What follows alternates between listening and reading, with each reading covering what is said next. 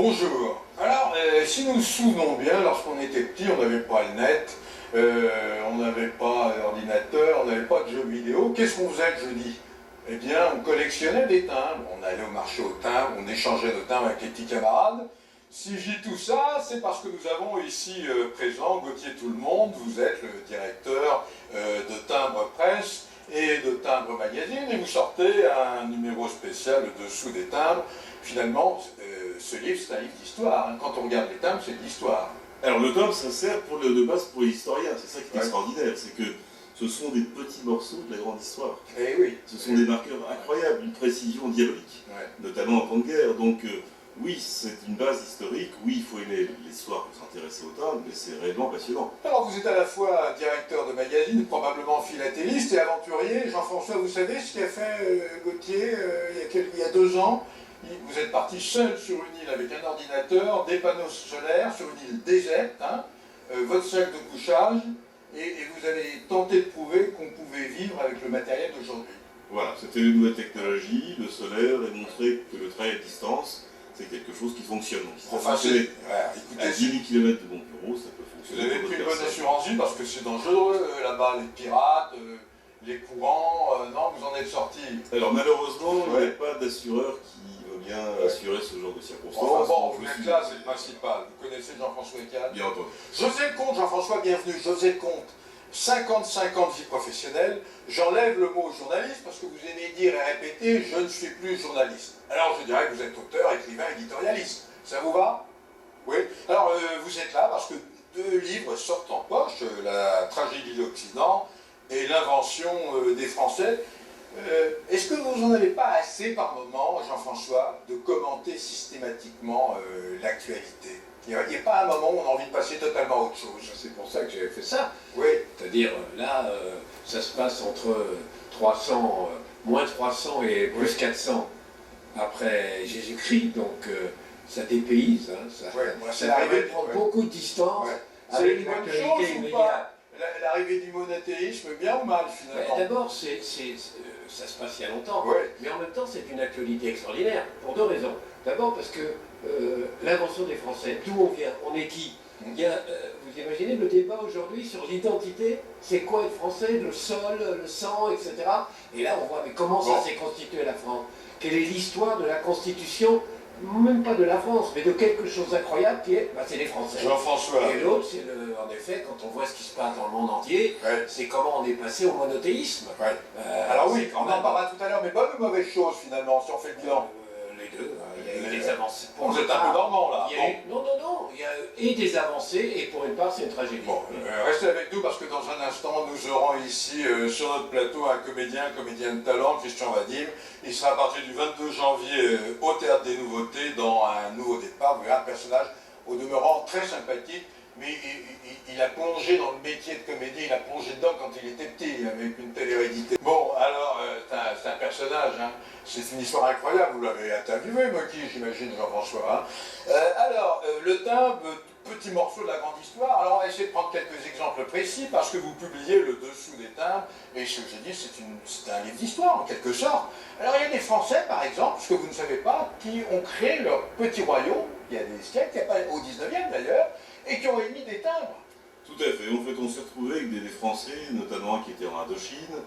Ils décident de faire une expédition vers le Laos, l'actuel Vietnam.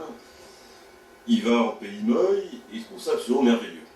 Il a une très bonne opinion de lui-même, c'est un ancien banquier, un journaliste, un type qui n'arrête pas d'emprunter, mais qui est quand même foudaille, et qui ne rembourse jamais d'ailleurs. Donc on l'envoie un peu avec la bénédiction de l'administration, il se retrouve en pays Moy, il trouve ça absolument génial. Donc il dit, il crée son royaume. Je crée mon royaume, je l'appelais Néréda, maintenant je l'appelle Marie Ier. Alors je vais au fait, ces timbres aujourd'hui valent beaucoup d'argent? Pas trop. Mais ce qui est intéressant, c'est que le timbre est la marque de sa souveraineté. Pourquoi ça devrait valoir énormément là? Il y a eu des faux, et ensuite on a dit que c'était un royaume de pacotille, parce que le type avait terminé sur une île déserte avec son chien. Une question généraliste, est-ce qu'aujourd'hui il y a encore beaucoup de philatélistes? Des mordus, oui, on a Et les enfants s'intéressent moins à la philatélie. C'est plutôt un loisir de personnes de partir de 40 ans. Quand on marche au timbre à Paris, on voit des personnes d'un certain âge aujourd'hui. Tout à fait, on est plutôt sur un cycle bas. Alors, autre exemple, je vois des timbres sur lesquels il y a marqué TEO, ça veut dire territoire ennemi occupé. C'est un timbre qui a été syrien. Alors, pas du tout, c'est un timbre de France. Oui. Il y a une surcharge TEO, territoire ennemi occupé, la même chose en arabe. C'est la seule fois dans notre histoire où on met cette phrase-là, enfin ces mots-là. C'est étonnant parce que occupé, d'accord, on a délogé l'ex-empire ottoman, qui est en dislocation. Mais vous n'êtes pas un ennemi de la Syrie, la France est un ennemi de la Donc Syrie. on est arrivé en Syrie sur une énorme bourde, une grosse maladresse. Alors, bon. Et bien sûr, les suites ont beaucoup voulu. Les Alaouites, qu'on a ensuite favorisés, nous ont bien aimés pour des raisons, réduction d'impôts, subventions, etc. Et ensuite, on a créé nos propres timbres, timbre de France, où on a mis la surcharge alaouite. Allez, on avance un peu. Je vois par exemple que le timbre sert de propagande, bien que l'Union postale universelle recommande de ne pas émettre des timbres à l'effigie de personnalités encore en vie. Alors, quand vous regardez une collection de timbres, il y a plein de personnages aujourd'hui en vie sur les timbres. Vous êtes d'accord avec moi? Peu finalement. Bon, en tous les cas, Napoléon, très bonne question, Jean-François. Qui, par exemple? Le premier en France, c'était Napoléon III. Ah oui. Et là, il n'a pas hésité, il a pas hésité sur le timbre. Et Pétain. Et après, le maréchal Pétain, ce sont les deux exceptions. Après, alors, personne ne l'a fait. Pendant la guerre, il y a eu des faux timbres avec le général de Gaulle en effigie, Pétain en effigie. Alors là aussi, on se pose des questions, et Jean-François Ken est impatient d'avoir la réponse. Ça vaut cher ou pas, ces faux timbres? Oui, quand même, parce que ce sont des faux timbres qui ont été faits par la résistance, ouais. Un nombre d'exemplaires assez limité. Les timbres à l'effigie de Gaulle, c'était vraiment à des fins de propagande. Donc c'est pas mal joué, c'est pas mal joué. Comme aujourd'hui, le président Poutine, en Crimée, se servait de timbre à son effigie pour faire de la propagande. Pas tout à fait. Poutine, il est malin. Il n'y a pas de timbre à son effigie, parce qu'il y a une règle, il y a un usage, on n'a pas de timbre à son effigie. Par contre, dès qu'il y a un événement important qui veut transmettre, l'élection d'Écrivain en 2014, comme par hasard, en 2014, on a deux timbres sur la Québec, Sébastopol. Lorsqu'il plante un drapeau à 4300 mètres de profondeur au niveau du pôle Nord. On ne sait pas trop dans le détail, parce qu'il y a... Je m'arrête là. Oui, vous arrêtez là. J'ai un autre exemple, pardonnez. Quel est le timbre le plus cher du monde en ce moment? Très bonne question. Alors, c'est un timbre qui valait 1 centime à son époque, dans les années 1850, était des boîtes. Et ce timbre du Guyana, donc de Guyane britannique, qui a été acheté récemment, 9,5 millions. C'est un petit centimètre, 9,5 millions de dollars. Il est si cher? Alors, il est très moche. Il a été trouvé par un gamin peu de temps après, mais il a un caractère unique qui fait son prix. Alors il appartient, si vous voulez tout savoir, puisque je vous ai lu, il appartient à un milliardaire américain qui fait fortune dans la chaussure. Alors, il a acheté un timbre minimaliste et sa fortune a été faite sur la chaussure The Nudist, qui est aussi une chaussure minimaliste. Donc cet homme-là adore les choses minimalistes. Alors si vous voulez, on a quelques images, nous sommes en 1961, Anne Beaugrand nous a trouvé ça, et pour le célèbre magazine, moi je m'en souviens, Téléphilatélie, présenté par Jacqueline Cora, qui avait d'ailleurs aussi une chronique dans le Figaro, c'était Miss Timbre, eh bien nous sommes en 61, et c'est Jean Cocteau qui montre à Jacqueline Cora comment il a imaginé son propre timbre. Regardons. Dessiner la Marianne du nouveau timbre de 20 centimes, M. Bokanowski voulait rompre avec la conception classique du timbre français. Je trouve le timbre un peu conventionnel, mais c'est peut-être meilleur parce que quand on doit être léché par tant de monde, il ne faut pas être trop singulier. Il faut que les gens ne vous lèchent pas avec dégoût. Avez-vous votre rouge à lèvres? Attendez, je regarde. Rien dans cette poche? Ah, c'est une chance.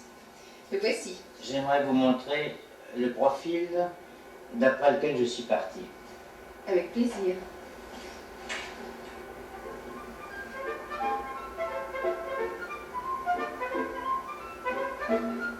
Je serais très heureux de plaire aux philatélistes, mais personne ne regarde un timbre quand il le colle sur une lettre.